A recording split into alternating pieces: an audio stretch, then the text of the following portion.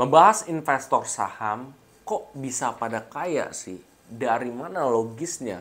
Dan gimana sih kalau orang-orang yang punya perusahaan kok bisa, yang udah go public ya, itu kok bisa makin kaya dan itu dalam jangka waktu singkat? Di sini gue akan coba kasih tahu dari sudut pandang gue, dan ini bisa membukakan otak dan kepala kita ya, bahwa oh ternyata begini loh. Nah, buat kamu semua yang penasaran, ikuti terus penjelasan gue.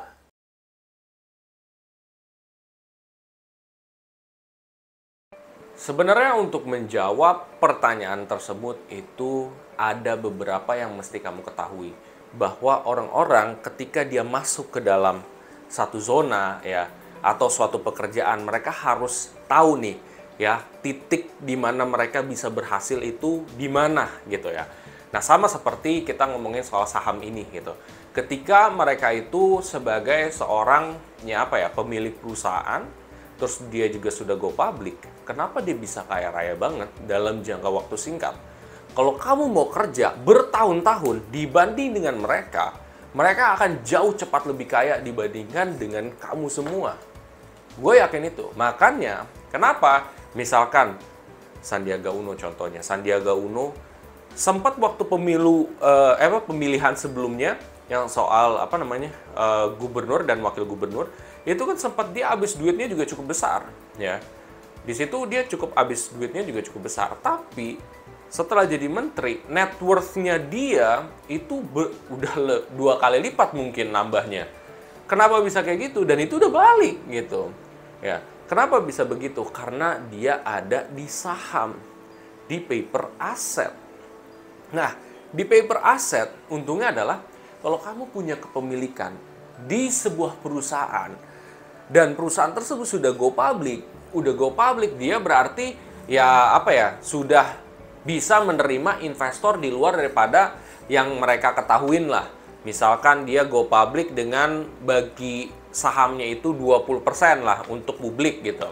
Ya udah.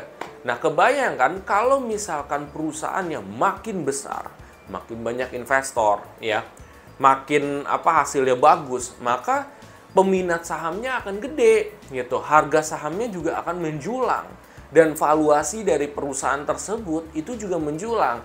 Ketika valuasinya tersebut menjulang, otomatis si pemegang saham dari perusahaan tersebut atau si pemilik saham dari perusahaan tersebut, kekayaannya juga naik. Begitu pula juga penurunannya kalau terjadi penurunan.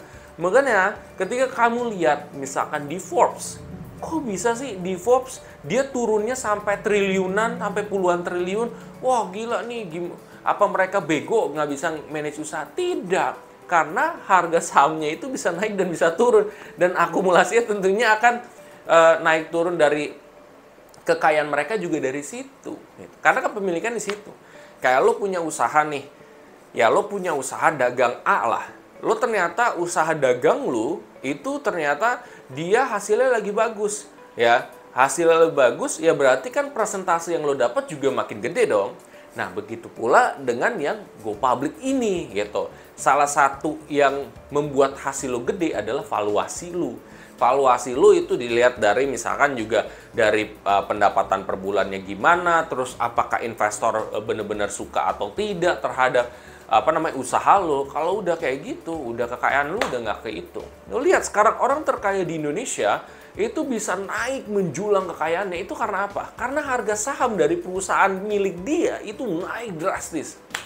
Ya, kalau lu pikir lu mau berjualan ratusan produk, ribuan produk, itu susah untuk lu bisa naik kekayaan segede gitu. Tapi kalau di saham, lo dalam waktu hitungan bulan aja lu bisa sampai triliunan atau ratusan miliar itu bisa gitu. Jadi itu merupakan alasan kenapa orang-orang yang punya usaha dan itu dia misalkan dan dia punya saham itu bisa gede. Jangankan orang yang punya usaha apa, lu pemegang saham dari perusahaan ini aja, kalau perusahaannya ini dia naiknya drastis dari yang tadinya sebelumnya berapa, naik ribuan persen atau 500-an persen, ya lu untungnya gede banget gitu. Karena kenapa? Karena lu melihat opportunity sebelumnya. Gitu. Mudah-mudahan ini bisa mencerahkan teman-teman semua nih. Alasan kenapa perusahaan tersebut kok dia bisa naik sebesar itu gitu ya. Mudah-mudahan jelas setelah ini. Gimana setelah kamu tadi semua dengar pemaparan gue juga?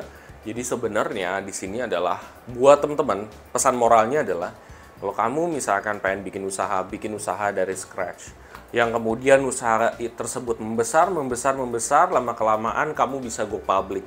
Ketika go public, yang udah mulai sahamnya udah bisa dijual di seluruh Indonesia, ya tentunya kekayaan kamu bisa naik drastis banget. Kamu punya potensi untuk naik drastis, bahkan bisa menjadi salah satu orang terkaya di Indonesia gitu. Ini kalau kita ngelihat secara kemakmuran ya. Nah, itu satu aspek ya teman-teman semua. Kedua, buat teman-teman yang memang investor saham, ya di sini kamu tuh juga bisa gitu punya kesempatan yang sama dengan orang yang punya saham, dalam arti yang pemilik awalnya. Gimana caranya? Adalah kamu nge-spot ya saham-saham yang memang dia masih awal tapi dia punya potensi untuk gede. Ya, ketika lu bener, itu lu bisa kekayaannya naik ratusan bahkan seribuan kali lipat. Lu bayangin dibandingkan dengan yang lu invest di situ. Artinya itu bisa loh teman-teman semua. Warren Buffett bisa kok dulunya seperti apa sampai akhirnya dia invest di satu company yang benar-benar bagus, akhirnya gede banget kekayaannya. Dan kalau Warren Buffett bisa, lu juga bisa.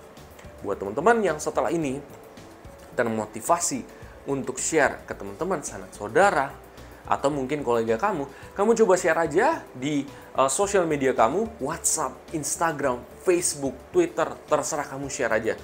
Dan apabila setelah ini kamu termotivasi untuk mulai berinvestasi di saham maupun reksadana di aplikasi Bibit, lo bisa pakai kode referral gua, nanti lo bisa dapat cashback reksadana sebesar 25.000 apabila lo mulai invest 100 sampai 200.000. Oke, sampai jumpa di video selanjutnya. Terima kasih.